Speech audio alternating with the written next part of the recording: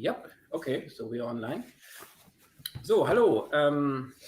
Ich hoffe, ihr da draußen könnt uns hören. Ich sehe schon, wir haben schon einen Gast dabei, der uns zugeschaltet ist. Hallo.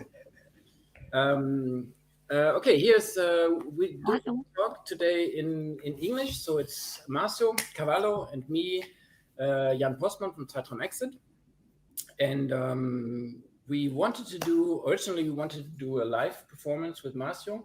That was our idea, but that wasn't possible because we had to close down because of COVID-19. So Marcio is here nevertheless to research in Mannheim and to prepare for a project in next year. And so we thought we used the occasion to speak a little bit about your work, about what we plan to do. And if anybody wants to join us, you can do it via the Jitsi link. You can also join in German and ask questions in German. I'd be happy to translate. And Marcio also speaks German and understands German, but his English is better. So we do it in English. Okay, so there's also a live stream on YouTube. I hope it works. So anybody who doesn't want to join in Jitsi can also watch it on YouTube and hopefully also hear it. It works fine. Okay, welcome. Good evening, everybody. Marcio, you had an encounter today with the green parrots. Yesterday night. Yeah. So tell me about it. No, fantastic. In Lisbon, there is this couple of years ago, we started to see a lot of these parrots, like kind of lovebirds, but a bit bigger between lovebird and parrot. And they now live, they came out of cages and now they live in the city. And I thought it was a Lisbon phenomenon, no? But no, so interesting to find them in Mannheim as well. Yeah, so I was just passing by after I was in your house at night, and there was this tree with, I can say, hundreds of them, really, like all sleeping, super comfortable, and they didn't look tropical at all in this cold. Yeah, we just looked it up again. So they're migrating, and they apparently Alexander the Great brought them to Europe, and they're originally from India and Africa. So one of the many migrant groups in Mannheim, and quite recognizable because they're very loud and very fast. So, but maybe we start by if you just say a few words, like how did you start getting into the arts? For how long you've been professionally working as an artist? Maybe a little bit how the beginning of your career started, your education. Yeah. So I finished a master degree in the fine arts in Portugal, and then I just traveled. I went away. I went to Paris first. I lived there for 2 years, where I developed some projects. But I thought that it didn't really look the place I was looking for, because I was looking for places that we could set up collaborations and kind of like to follow a path of co-authorship investigations. So some friends of mine told me about Berlin, and I just kind of came to have a look, and I really liked the city. It was one of the hardest winters I had, but I was fascinated by the city, by the openness of people, how people were interested about me, not from where I was coming from, which background, if I had power or not. They were interested about what I was doing at the precise moment, and many people helped me to concretize my works. And that was when? When did you move to Berlin? This was 2009, 2008. And when did you finish your studies, your fine art studies? I finished in 2001, 2006. Yeah, 2006. Yeah. Okay, so you pretty much moved to Berlin pretty much like 2 years afterwards. Yeah. But what made you go into studying fine arts? Do you remember? I was already painting since I was 15. I was writing as well since 15. Not that I have people in the family that were doing, but was just a kind of an impulse of mine. And I wanted to try to see if I could live from painting. and I asked my father 200 euros, and I told him, look, this summer, you don't need to give me any penny. You just give me this money, and I will make triple of it. He laughed about it, but he gave the money anyways. So I made a lot of canvas about the wood, about the fabric and the paints, and I started to. I painted a lot, around, I don't know, maybe 40 paintings that summer. And I started to kind of take the merchandise to, first of all, to the mothers of my friends. Okay. And they bought it. They started to buy. Okay. And then the word spread. So, and then I started to paint for some bars and coffees and stuff like that. And it was the first time I understood that I could, maybe I could make a living out of it. So you did triple the investment. So yes, you got 200 euro from your father. I did triple the. I mean, I could say much more than that actually. But did you have to pay him back? Did you have to pay like no 600 back or no? No. He didn't want. He was proud actually. Okay. Yeah. Okay. But now you work in a lot of what you said you were also writing, but now you work in a lot of different genres. So you told me that you're starting to paint and draw again, which you hadn't done before so much. But you also write, you do live performances, you do installations, you do sculpture. How's that? When you were studying, you were focusing really on painting back then, or was it always all these things together? I thought I was focused on painting, but as soon as I entered into university, there was a lot of students there that they were already working with film, with video art, with performance art. And this was actually my real teachers. Most of them were my real teachers, the people that kind of led me to think about contemporary art and to be able to defend myself in my ideas.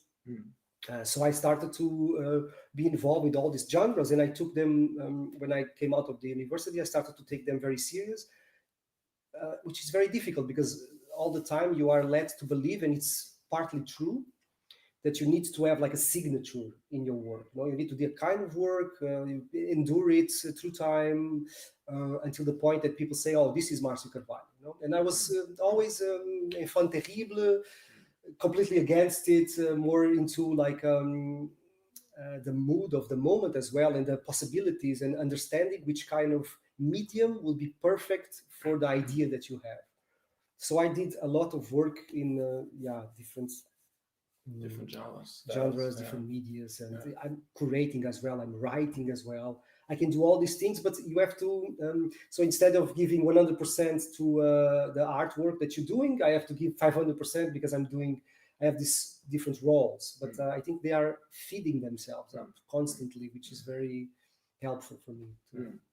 But at the moment you kind of have a trademark or a certain field that you recognize, and you also get asked to do commissioned work, or you get commissioned to do work specifically on the topic of memory and history, and also in connection to colonial history.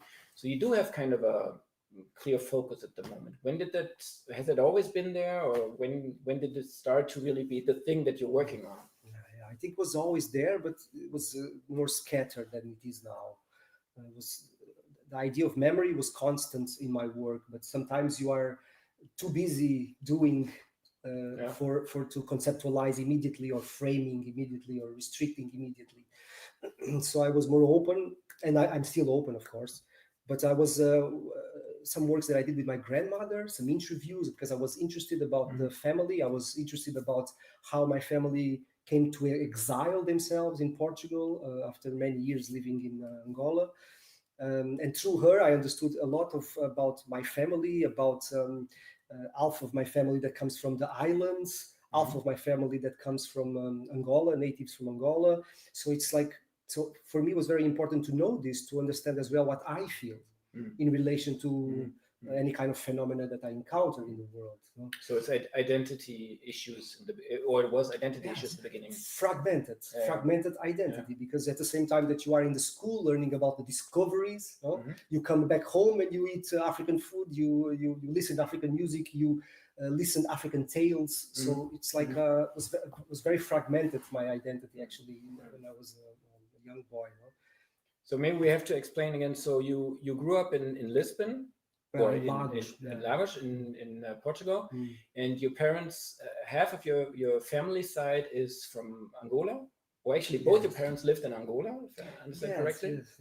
And they moved back to Portugal after the independence of Angola. Is that correct? Yes. And you were born in Portugal, so exactly. They were all in there. So that means your parents were they were migrating back to Portugal. So they had the Portuguese citizenship, like you, but they were not born on Portuguese soil, so to speak. Yeah, I mean they never been in Portugal actually. They were born in Angola. When they came back, yeah. My grandfathers were born in Angola. My great-grandfathers, my great-great-grandfathers. So all the family from the side of my father, especially, was coming since long time from there, since 1888. So whenever the war started, they had to exile in Portugal, but they'd never been there before. I mean, there's always a huge story about it. They were called the retornados, the ones that came back. But the equation was a bit complicated because many people, they went to Angola and to other countries in the African continent to have better lives, let's say, to exploit actually the continent. And in the case of my family, it's like kind of farmers, poor people actually. So the stories are not so as homogeneous as it looks like.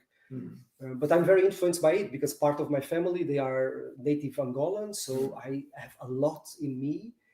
And I saw that when I was first time in the continent. I was in Senegal, and I really felt I was strangely, home. It was like the environment and the dynamics between people, how people talk to each other, for me was very natural. It was very it was very interesting to feel that and to still have a lot of friends in the continent, and which I've been working very actively with. So and of course, when you work with them, you start to understand the belief systems that are behind their cultures, the epistemological systems that are behind, and you start to understand that it's they can be very helpful on understanding the phenomena that is many things that are happening memory-wise in terms of remembrance here in the West, here in Europe.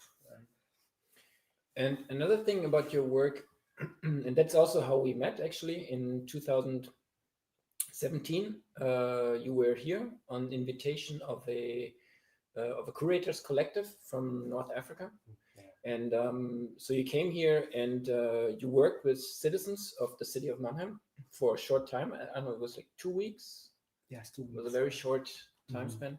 You were here for 2 weeks, and you did a video actually also, and you worked with people in Mannheim. And so another aspect of your work, as I see it, is the social element of like not doing work yourself, but working with people. For example, traveling a lot, going to places, working with communities, working with cities, working with people who are somehow who have to deal with certain forms of memory politics, dealing with statues, dealing with the official histories. So is that social element, is that something that was also always there? Or do you remember when it started that you felt it's actually interesting to work with people and have other people contribute to the work instead of doing it just in your studio? No, of course. Yeah, I think it was always there, this element of collaboration, was always there. Less, I mean, of course, in the beginning, less visible or less assumed, and now completely assumed. I've been collaborating with neuroscientists, people from social psychology, art spaces, but each time I'm more and more interested about working with people that are not coming from the arts field, actually. Or because professional science, or or just people that are kind of farmers, or just people that are in a different place, like they are looking to the same phenomena as I do, the phenomena I want to research about, but they are looking from a different perspective. I think it was Tania Bruguera once said that political work has always to involve the ones you are talking about, or else the ideas will just orbit around an elite of the society that knows about the problematics. They are not directly affected by it, but they can kind of play this role of helping these people. Or so I think the involvement of to understand what the issues are, as well, of course, what the virtues are. So yes, collaboration is a very fundamental part of my work. Collaboration, listening as well is a very huge part of my work. Learning. The word listening is something that you used a lot in this week because Marcio came for 1 week now to do research for this project, and we did a lot of talks with politicians, scientists, neighbors, people from the neighborhood, and so forth. And you've repeatedly mentioned this idea or this term to listen, also as an artistic expression, right? Yeah.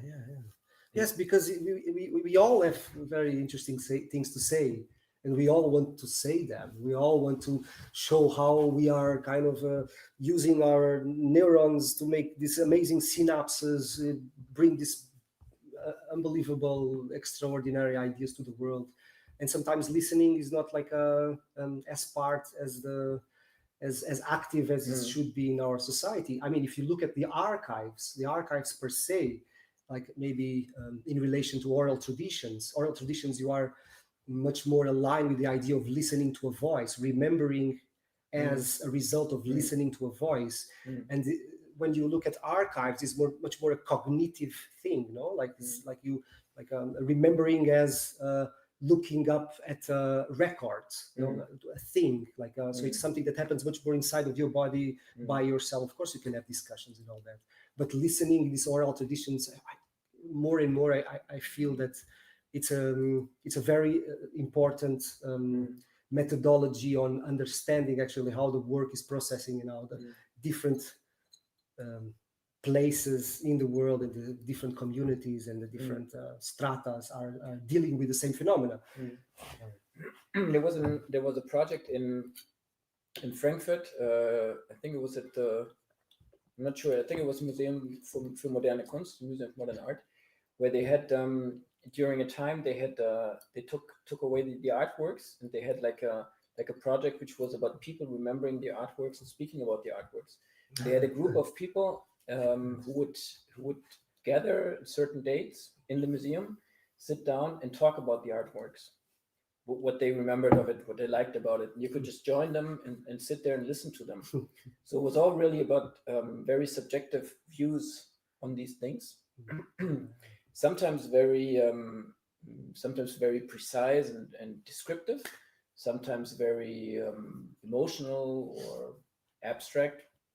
And it was really about how people saw the works instead of us seeing the works. So it was like filtered through their experience, which was really fascinating, because it also shows you how different we see things. Huh?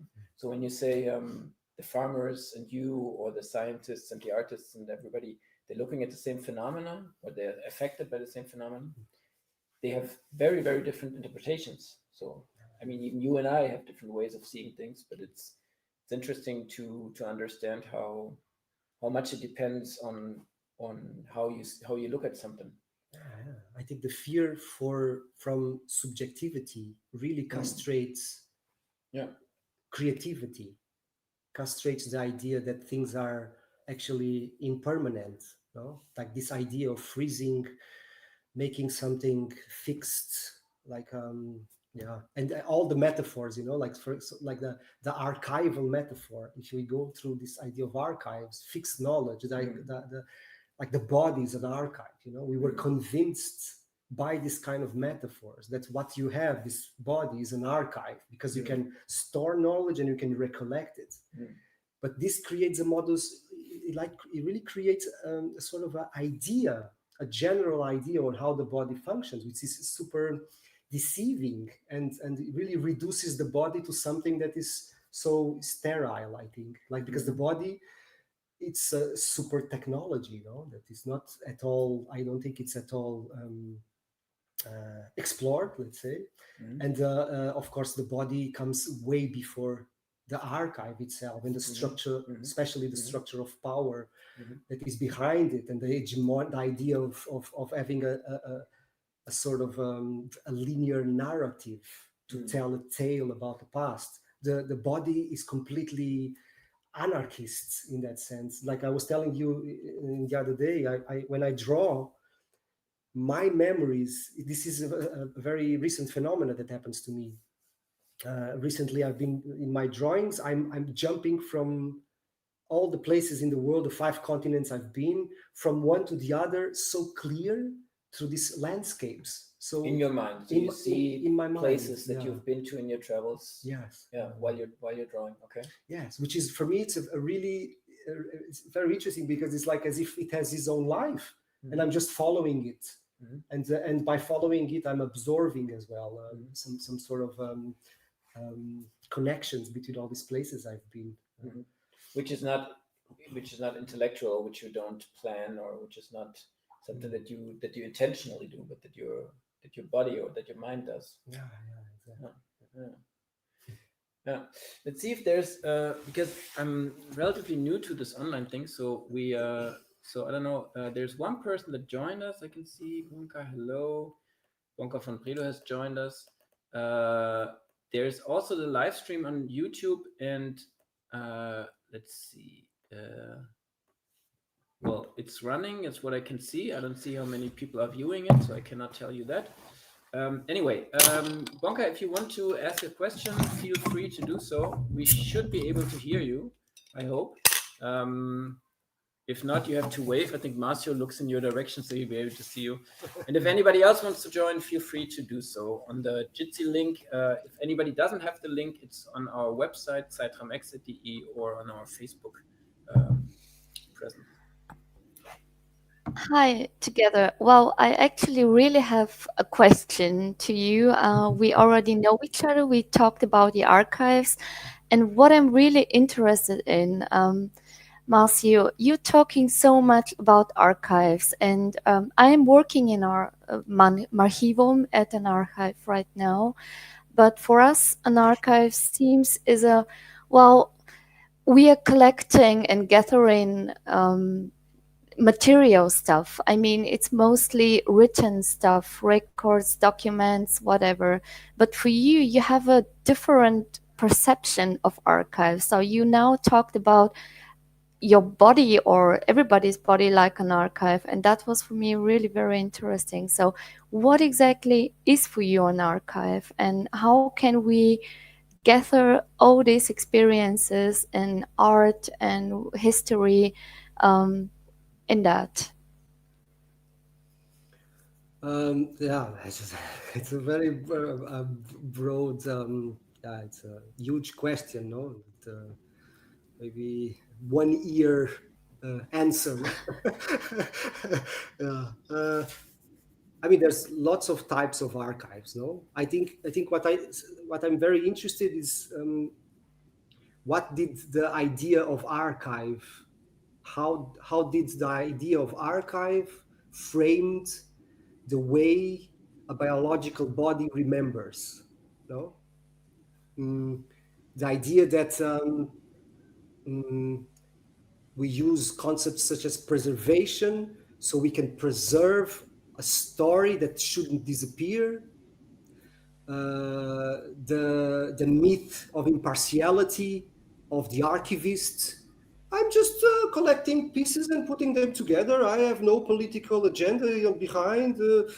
But in the end of the day, you are doing the job of not just making access for things to be remembered, but as well choosing what things will be less remembered. No, so it's like this.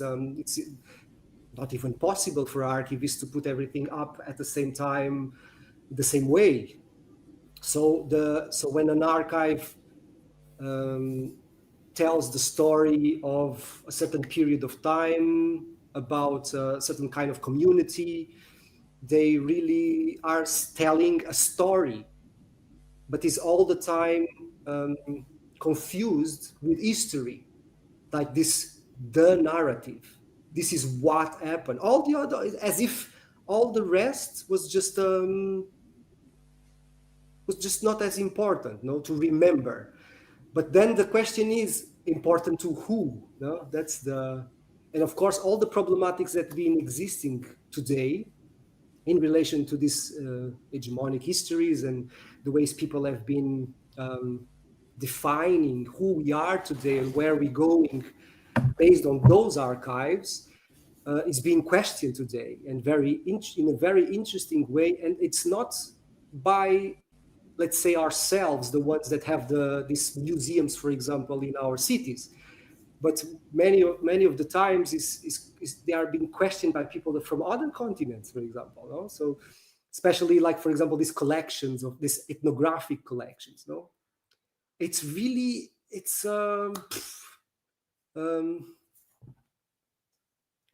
violence. No, it's like really a huge form of violence being inflicted in another culture. No, like to think that you can bring an object from another place and you can frame it completely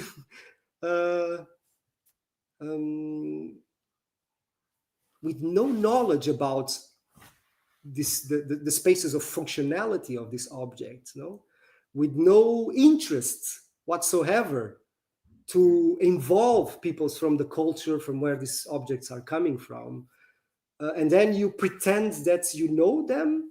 Of course, I think there is a very specific agenda behind it, because when you define an object, wrongly define an object as primitivist or whatever, you know, from a culture that was kind of collected 200 years ago, let's say, at the same time, the danger is not just on you misleading people on to think about the technologies of knowledge about this culture. It's as well you stagnate the culture from these peoples, not in real life. The concept about these peoples, you stagnated, as if the communities from where these objects came from, they didn't evolve through time. And we are talking about cultures that they, as a core of their culture, of their dynamics, it's impermanence, which is something that we hardly have today in our culture here in Europe, for example. We are much more about records, objects, fixed knowledge. So I think, and of course, coming back to the body, no, coming back to performativity, coming back to this ideas of alchemy, you know, to ideas of and when I hear metaphors such as the body as an archive, it's really deceiving. I believe that it really deceives on how should we apprehend life, no? How should we use our bodies in order to maybe have access to different realms that are, in my case, they are related with memory, you know. So one of the tasks that I have in my personal work and personal life that I want to achieve on the longer term, of course, is like to access the memories of my grandfather, you know. So, you know, who knows? No, but I'm not through your own body, or how through my own body. So I mean, it doesn't matter if science can back this research of mine or not. It doesn't matter. It's just what matters is that I understand that the body is sometimes very, very distinct to an archive, and that is the place I want to be. And for me, the body and its performativity can be, or it is already, and it can really be in the future, and now in the present, the trigger to disrupt the narratives that all these archives they try to implement and enforce into the communities. No, so I don't know if I answered your question. You also met with an old couple here in the Jungbusch quarters, so in the suburbs where we work, and they have done some history work on the city, or on this part of the city, and I always had the feeling that there's right now a lot of nostalgia about how the suburb is changing. So how the quarters are evolving, people moving away, other people moving there. How was your encounter with this old couple that have been here for, I don't know, pretty much all of their lives, and who also had an important business? Yeah, I think what I understood from Jungbusch, like the Quartier that we are kind of trying to work about, or is that is a place of passage, no? Like that not so many people, they come and stay for really long times. Like kind of people come, stay, go. People, new people come all the time, kind of renovating the social fabric somehow. But this couple, they were there since day zero, no? So he was born in that house. Okay. Oh, yeah. And he still lives in that house. He was the butcher of the Quartier, but he told me that there was 5 other butchers there as well, so he was not the only one. There were 5 butchers in this Quartier? Yeah, wow. Yeah. It's a lot for I don't know 6 streets or 8 streets. Yeah, true. That was, as far as he told me. It's interesting because it also tells about the changes of taste. And taste is also something that defines community and also personal history maybe a lot. Huh?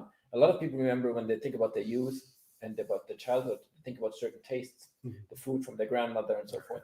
So the fact that we don't have any butchers anymore is also telling that it's a totally different, we eat different things, we behave very differently from back then. But continue. No, it was very interesting to talk with them because I really liked how available they were. They wanted to tell things, they wanted to tell stories. They were even when we were going already on our ways, they kept on showing us pictures and wanted to talk about their parents and their cousins. And this is very interesting. They wanted really to use their memories. This really remember my grandmother. My uncles, they used to say that she's becoming very repetitive. She tells the same stories, she all the time, every day. But when you are here, Marcio, she goes to she goes deep inside of her and she brings stuff. And this happened not because I'm special, no? This happened because I was interested in her life and I did a lot of interviews to her. So she saw in me involuntarily, I think, a place where she can just, where her mind can just jump from place to place randomly and find these stories to tell me all the time. Because you give her the feeling that you are really interested in all these things, and maybe also because you're not there all the time, because you don't live in Portugal most of the time. So maybe when you're there, you're interested, and she uses the occasion to really tell. Yes, yeah. So, and this couple, they were very I felt they were kind of trying to tell us more than they could do because they didn't have so much time. We didn't have so much time with them. It was very interesting. One of the memories that struck me a lot was we wanted to know about the neighborhood.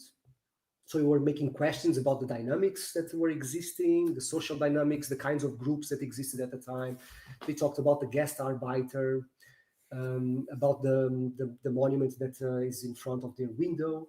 And one of the stories that struck me really a lot was we were asking about the changes from the point of view of their window. No? So we were like, from this point of view, this kind of frame that you have, so what kind of changes you see? And immediately he told me, oh, you see where now you have the Spielplatz for kids. This was a huge building like this one, but we saw it being bombed during the Second World War. So like it was like we saw it. It was like we saw this demoralizing all of it. So this, this first-hand stories, it's really like it's so you look at the window and you really see it concretely a space. And you see the person that lived all its life there telling this story. And I think I cannot but think that this is more truth than any book that I can read about. You always have a frame, you always have a perspective, no matter what you do. So if you're a scientist, you have a scientific frame that you in, or if you do an archive, you have a certain frame. So in the window is actually a nice metaphor for this kind of framing. It's always happening. It's impossible because there's a Dirk Becker, a sociologist, wrote a nice text about the fact that if you don't have a frame that limits your vision, you don't see anything, which means that you might try to see as much as possible and not limit your vision, but by doing so, you make it impossible to actually see anything, because if you would see everything, you wouldn't be able to distinguish one thing from the other.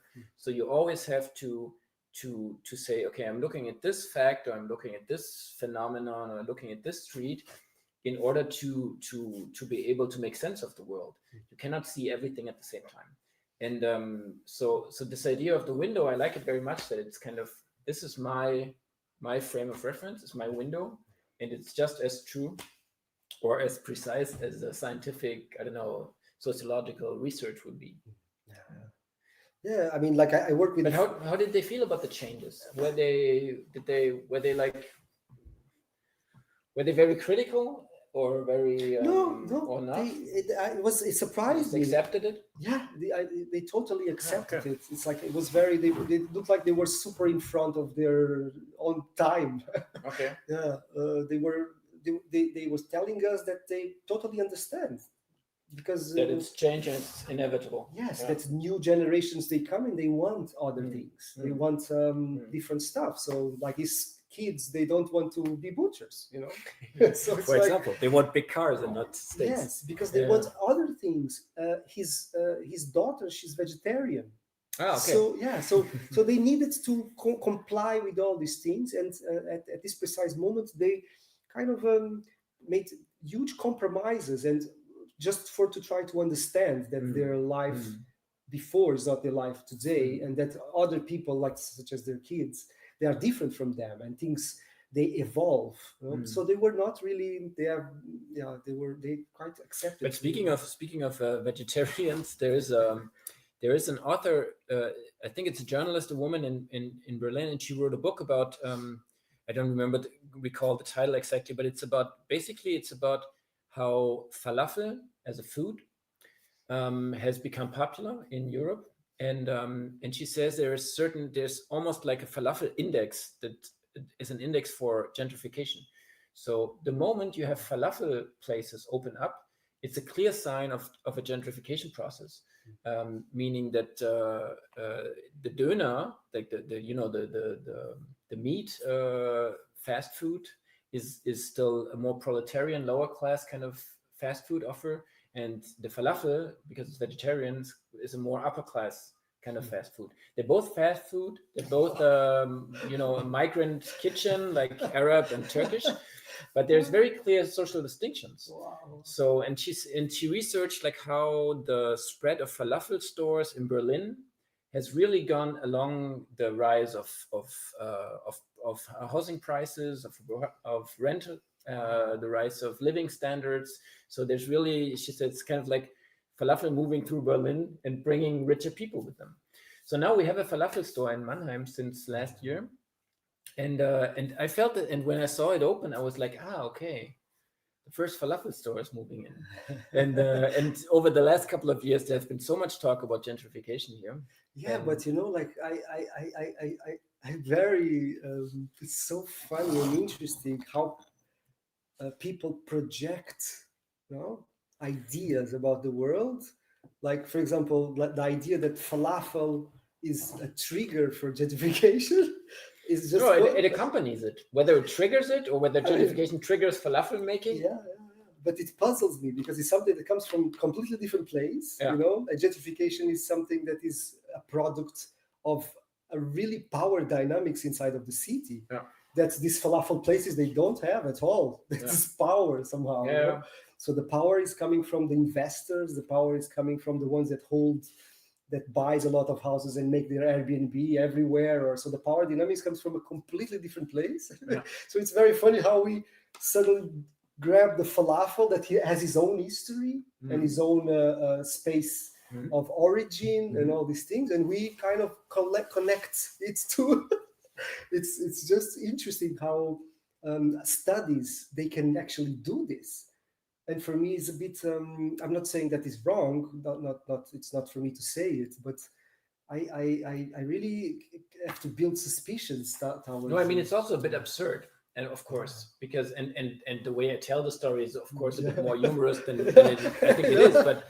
But there is a lot of indicators. There is a certain way of, certain behavior, certain drinks. For example, I mean, this, Fritz Limo, that's really a drink that's I mean, that's clearly something that that evolved with a certain kind of style, behavior that is also kind of it's certainly an upper class kind of thing, or it came with that aspirations. So so all these things are kind of indicators maybe, but of course it's not the falafel's fault, and not vice versa. But it's I was asking about these old people because of the idea of archive, because it's in a way it's people who lived in a city for a long time that are the resources, or they are the ones that gather, or they keep the information in them. And also an interesting factor is that of course there was a time when old people were extremely important just for this reason.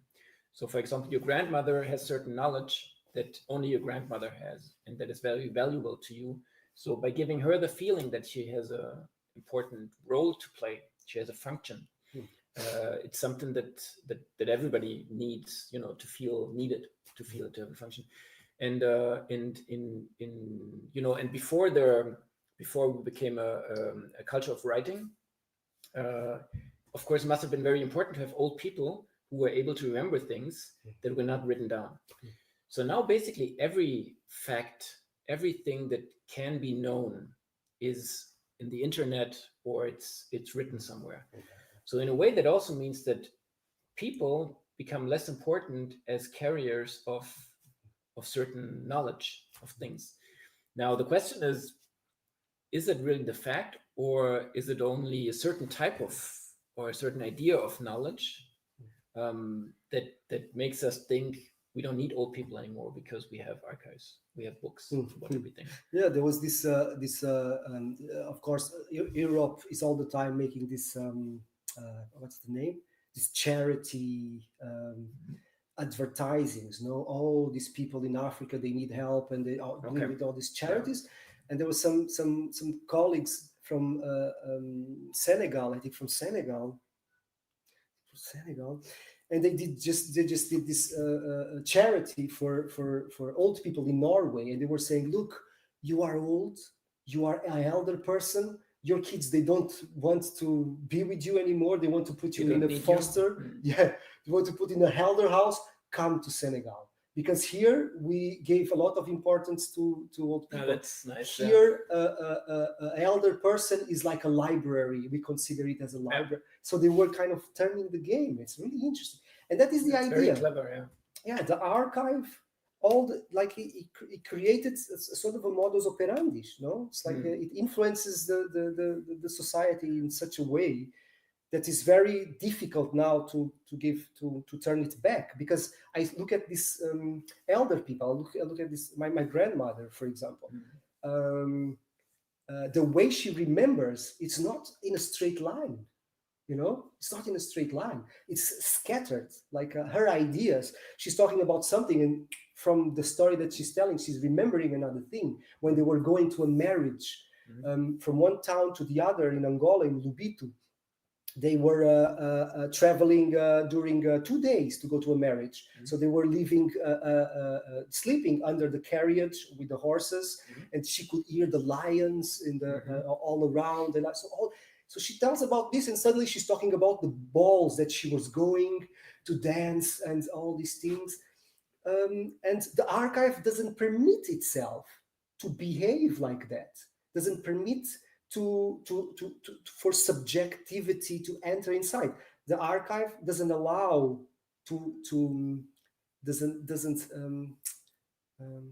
doesn't allow the idea that the way he's been framing knowledge is as well wrong. That is not the only way that knowledge should be framed. You go through the work of Plato, let's say. Let's go to the founders of Western philosophy. No? So you go to Plato and Aristotle, and today they are the authors of many ideas about the world, concepts, etc. But the fact is that when they gathered these concepts and when they thought about these ideas, was not a product of them sitting on their office waiting for their brains to show them the world. No, actually it was very clear on the writings of both Plato and Aristotle that everything came from their classes, from the seminars, with students that were not coming only from philosophy, but from art, from anthropology, from mathematics, from a lot of fields of science. And all these ideas that would gather, that some of them or many of them, they build the foundations of Western thinking, they came from a collectivity, although they are attributed today to an author. So like for sure, I really think that it's the body and its behavior and its imperfections that can actually do something to create new knowledge also. Yes, a new paradigm for the archive, and a new paradigm for the museum, a new paradigm for the public archive. All these monuments and statues and memorials and all this. Robbing our history. No, but it's the interesting question. Then, when you work in a quarter with your neighbors, is really the question: is there something defining, or is there something uniting in this area with all these people? And it always fascinated me, like, what creates a community? Like, I mostly work in theater or in live performance art, so there it's central that a community is created or creates itself by coming together for this evening, for this show. So it's very clear that there's a group of 50, 100 people who gather at this point in time, and they form a temporary community. And then it's an interesting question, which are the other communities they are in, and where do they come from? And increasingly in performance arts, well, maybe not, I don't know if it's increasingly or if it's always been like this, but in performing arts, this temporary group is formed from other groups that are also mostly very similar. So you don't have that much of a mixture socially. You have usually people who kind of have the same aspirations, the same social status, the same interests, and they gather at the theaters to see our shows. So, and in Jungbusch, it's increasingly diverse, which means that there's now very different groups living here side by side, door by door. But it's not necessarily a good thing, because for the most part they ignore each other, or they try to not get in each other's way, but they don't really share much. And I'm fascinated by this question: what is it that all these very different groups see here? Like, in the sense of, like, what is it that they like about this, or that they would describe as Jungbusch? So there is the people who have pretty expensive apartments that they bought, that have a nice view over the harbor and kind of this rustic post-industrial area, which is kind of pretty to look at. There is those Bulgarian, workers who only come for a very short time and are very poorly paid for their work. There is us, the artists. There's the students who come. There's the people who come to have drinks in the evenings. And all of these groups, somehow they all talk about the same space of the same 6, 7, 8 streets. They all talk about the same name of the quarter, Jungbusch, but they mean very different things about it, I feel. And going back to language, it's very complicated how to find a common language to talk about these things. So what does it mean when I say this is the party scene, this is the place to go to have a drink, this is the workers area, this is the creative section of the city, this is the arts area, because we have a lot of art places, and it all means the same thing in a way. So that's one of the things that I find interesting about working site specifically, and as we do here, is trying to find, maybe through art, find new languages or new expressions that somehow connect them, like that explain. Like, for example, we did one project where we had, that's maybe a good example. We, Ülkü, Süngün, an artist from Stuttgart who was working with us, she did a video. She asked kids who were riding their bicycles around the streets here to wear GoPros on a helmet. So they had their bike helmets and a little camera on. So they cruised the area and they filmed from their point of view. So which is a little bit lower than your point of view would be, because they're small and on their bikes, and it's very fast. And it also shows very clearly the obstacles.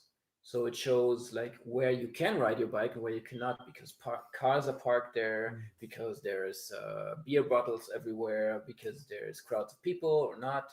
And so she made these videos, like I think 5 or 6 of them, and she edited them together, and she showed it on the main party evening in the city. There's one day in October every year, which is a big street festival.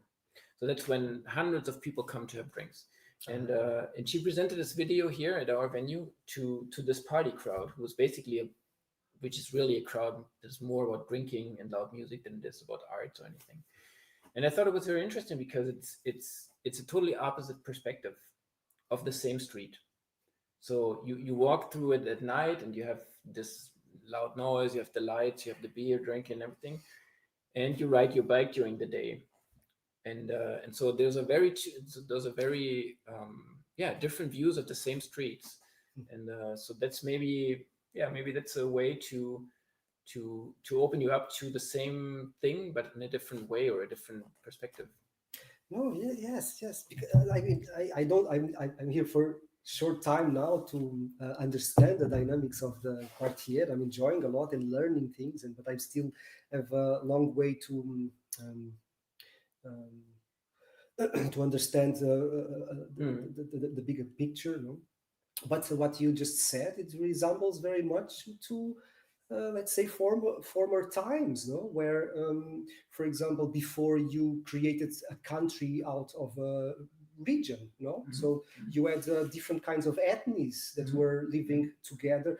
My father used to say that he was 15 years old and he was working in this shop, like a shop that was selling rice and beans and all these kind of things. And he was in the middle of the jungle. There was nothing there. He was alone, sleeping there alone, and he didn't saw no white people, no, because it was just different kinds of people that were coming from different communities, different ethnies, the Muchihocos, the Chinhanyangues, some people that had this physiognomy and this style, this fashion, these hammocks made of mud. And he said to me that these people were super articulated in their own languages, that he could talk as well, but as well, they could speak very good Portuguese. So they and he was telling that it was such a melting pot of completely different people that were kind of respecting all the other ones, that when you of course, Christian Etongo, for example, that he was here in 2017 with me as well, from Cameroon. He told me as well, because we were debating, I created a project in Copenhagen together with LifeArt.dk, and I brought Christian Itongo to collaborate with another artist. And he was telling about, of course, all the partition of the African continent, no, through the conference of Berlin. And he was putting this in a very raw way, very kind of down to earth way, like very easy to understand. Like he said that, let's say the French and the English, they came and they just divided a territory and made out Cameroon and Ghana, for example, and the border cut in the place where it divided two houses from the same family. So, and now today, if he wants to see his own cousin, he needs to ask for a visa. You see? So it's like, when you talk about the idea that these people are here all in Jungbusch and they are so different to each other, that the languages are different, I think this is real. I think this is part of some sort of reality that was always here. The part in which everything is homogeneous, we all talk the same language, we all have the same costumes, we remember all the same way. I think this is the unnatural way of living. And of course, to put all these people together, I think it will be more effective, maybe, but this is just out of my mind now, just saying, if you actually bring them for their differences. And not necessarily for the places where they are common. the commonalities. Yeah, but that would be the big challenge politically, but also aesthetically, I think, is to build community out of differences instead of looking for similarities to build it on. And I think that's the big challenge, and it's not only the challenge in Jungbusch. I think it's the challenge worldwide, and it has to do with globalization. So there is a book by I forgot his name. It's an Indian scholar and writer. It's called The Age of Rage, and it's actually, and what he describes is, he says that since colonialism started, and we entered the age of mimicry, in the sense that all of a sudden, for a large part of the population, it became important to pretend to be like someone else, to pretend to be like the British, to pretend to be French, to pretend to be, like mostly the Europeans. So, and connected to this idea of, and it of course connected also to the idea of universality, that there's a universal human development, cultural development, and so forth, progress. And he said, but in colonial, the colonial logic is, you aspire to be like the others, but it's clear that you'll never be able to be like the other. So, which means it's clear you'll always be the subaltern, you'll always be the colonized, but at the same time, you have to give up a lot of your customs, a lot of your traditions, in order to come closer to the colonizer, who also makes it very clear that you'll never be like the colonizer. So, and he says that this has actually carried on after colonial times also. He said this is what creates what creates anger and frustration, because it's this, you cannot go back to be your own, but you can never arrive at fully being accepted or fully fulfilling this impossible challenge.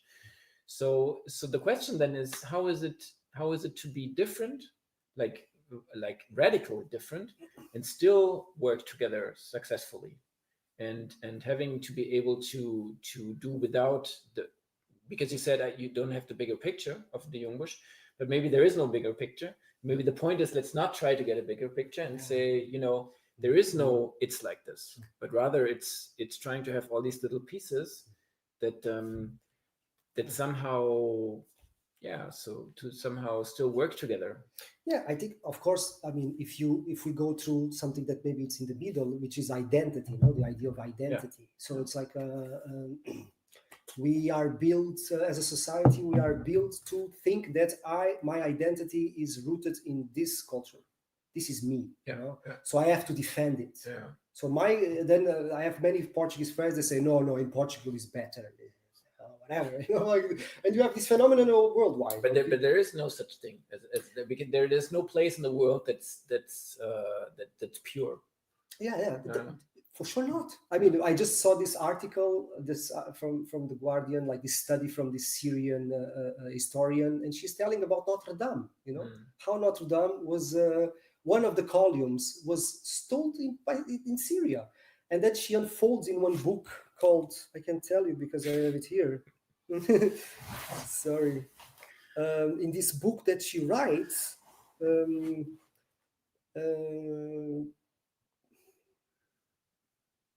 she's kind of explaining, called Stealing from Sarah